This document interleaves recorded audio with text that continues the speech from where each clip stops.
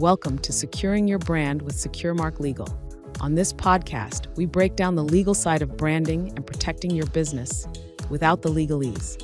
From trademark, copyright, and contracting tips to real-world case studies, we're here to help you safeguard your business, your brand, and reputation. We are here to help entrepreneurs, creatives, and business owners protect what they've built through smart, strategic IP solutions.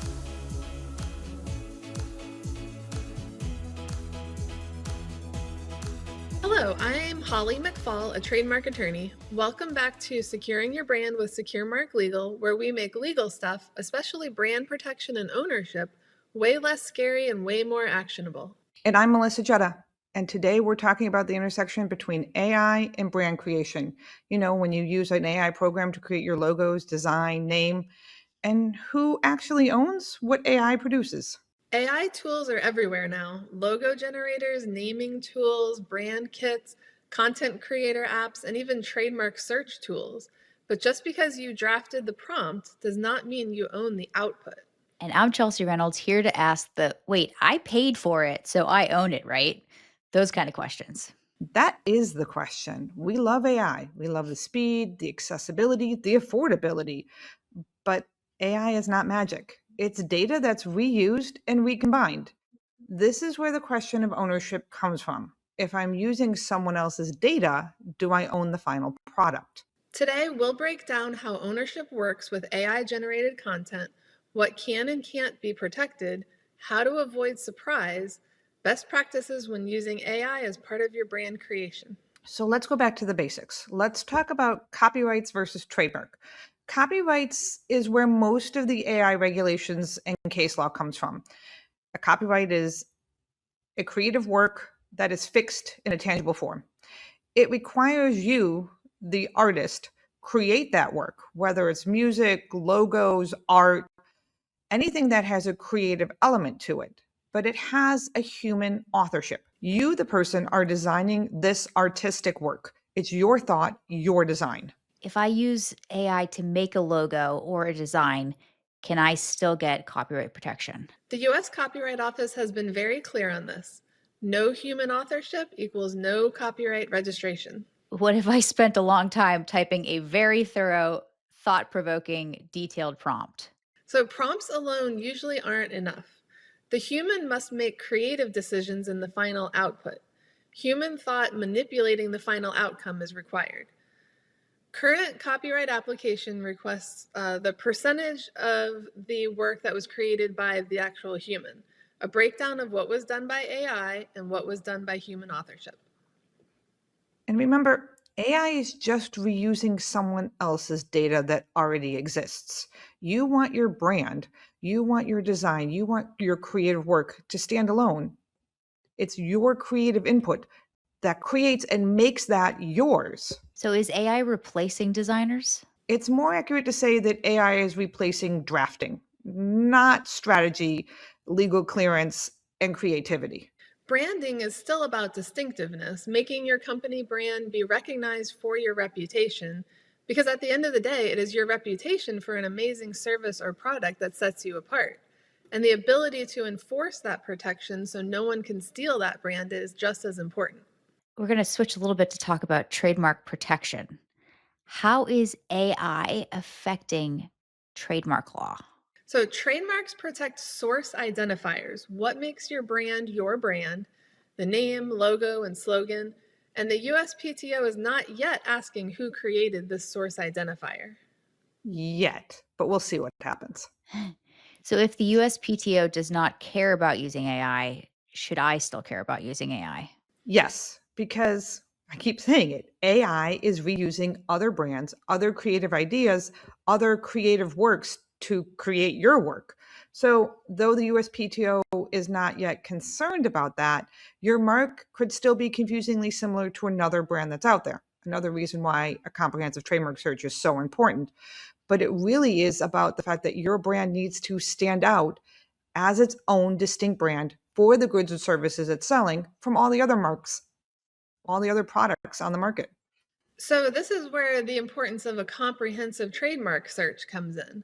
You're not only relying on an online search like Google or OpenAI. Free AI searches may not be able to determine what is confusingly similar to another in a mark and are not replacements for legal clearance searches. No matter who creates the brand, whether it was another human, an agency, a freelancer, or AI, your business is always responsible for making sure that they have that clearance and they can actually own and protect that. That's where the comprehensive search is most important. So another consideration before you file your trademark when using AI is, do you own the output, the product created by the AI generators? It depends on the program, the version of the program that you're using. You need to read those terms and conditions before you click accept and use that program. There's a big hubbub in content creators that one of the big platforms for videos changed their terms that they owned and could use your videos going forward. So people started reading the terms. What terms should founders actually look for? So who owns the output? That depends on the program. Some tools that grant full commercial rights to users. So look for language like commercial use permitted versus for personal use. You want to make sure your business has ownership so the program does not come back and say that they own that. Others give you a non-exclusive license, meaning that others can use the same output as you can. Some even restrict commercial use unless you pay for a plan. So example language to watch for: you are granted a non-exclusive worldwide royalty-free license to use, or all rights not expressly granted are reserved by the platform. So ownership, exclusivity, commercial rights are all very important. You also want to consider whether the platform can reuse your content. That's like you were saying, Chelsea, they had the right to reuse it, not just rights to retain it and reuse it, but they reserved a license back so they could use it to create other works. They could also use it for future training of AI models. You can trademark an AI created logo as long as it identifies the source and use in commerce. But if someone else's terms and service allows it to create another identical exact design, your enforcement may be hard. You may have trouble, making sure that you actually own that brand and no one else is going to infringe on it, or worse, you're infringing on someone else's brand. That goes right to liability. I mean, that's the consideration here, is you want to make sure you have complete ownership so that you're not infringing or someone else is not infringing on your brand. And as a business owner, you're responsible for that. It is your liability or your business liability as far as that enforcement or liability goes. So basically, never assume ownership just because you hit download, or exclusivity without a comprehensive trademark search report. Earlier in the chat, we talked about adding a human creative input, so people touching some part of the process. If I modify the logo later after AI generates it, does that help? Yes, substantial human edits strengthen your position. Even digital edits count, enhancement, adjustment, remixes, but you must read the terms and conditions for both programs then. So substantial human edits matter. Merely resizing or recoloring isn't enough. Changing key design elements, composition, concept, or artistic style strengthens your claim to creative ownership. Courts in the U.S. Copyright Office have made it clear that minimal prompts alone usually don't confer copyright protection. Real creative choices do. Should founders document this whole process? Absolutely. Documentation matters, especially as the law is changing. So you want to save your drafts. You want to maybe make screen recordings. You want your prompt history. You want your edit history. You want to show the entire process of human interaction with the programs during this creation and modification. We're going to kind of dive into where AI and IP law is headed. Is the law catching up to AI? Slowly, very slowly. Technology is definitely moving faster than the courts are. There's agencies and they're kind of reacting more than being proactive. They're more reactive on a case by case basis. Trademark law is pretty stable right now, but copyright law, where we get most of our AI law from, is ever evolving. So the Copyright Office officially states 100% generated AI works cannot be copyrighted. So to what level of human input is required and what the final copyright looks like is less clear. We're still studying and seeking public opinion on AI's role in copyright law, which means we expect more change in the future. There's been some recent copyrights in regards to the artist created the beginning and inputted it into AI and then said, hey, make a woman out of this line drawing. And whether that was copyrightable because it originally was a human creative thought, but all that ended up copywriting on the end was his couple of lines that the human created. The final AI product was not copyrightable. And how about for trademarks? Though the USPTO is not yet rejecting applications specifically because it was 100% AI generated, our concern really is about enforcement and ownership. The consideration of whether that product that was produced by AI is trademarkable and enforceable at the end. One of the other considerations that the USPTO is really cracking down on now related to AI is AI generated images. We use those for our marketing, for our website, but AI generated images cannot be used for specimens or to show use in commerce.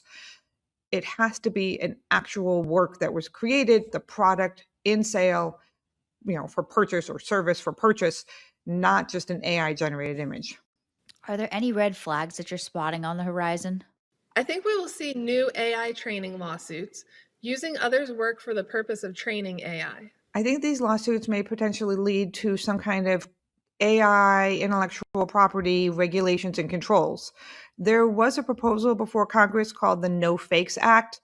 It was trying to address the digital IP controls in the AI world, potentially giving individuals and licensors more say over how AI replicated their voice, their image, and used it in regards to training future AI outputs. So, what should founders do now? Be cautious, be informed, and read the terms to confirm ownership and make human changes. I think a comprehensive search once you've created that product is also another good thing that founders need to do now. If they used an AI generator before to make their work, their brand, run a search now before the laws change so that way you have ownership over it. AI is a tool. It's not a shortcut to ownership. It's not going to create your creative work for you. You have to make sure that you have input into the design. You should have input into the design of your business and what your business produces anyways. That's really still seriously important. You need to make sure that your brand is strong. You need to make sure it's protected by trademarks. You need to review those terms and conditions up front before you have an expensive problem later on. Those are all really important things. I encourage our listeners to consult IP counsel in regards to their brand of what they have already made and what they're going to make in the future. It's important to make sure that you can actually own and protect your brand. Thanks for joining us on Securing Your Brand with SecureMark Legal. You can learn more at securemarklegal.com. We are here to help answer your IP questions, your contract questions, and help you walk through protecting your brand. Be sure to like, leave a review, and subscribe so you don't miss the next episode. Thanks for watching. Be sure to hit that like and subscribe button and leave us a review in the comments.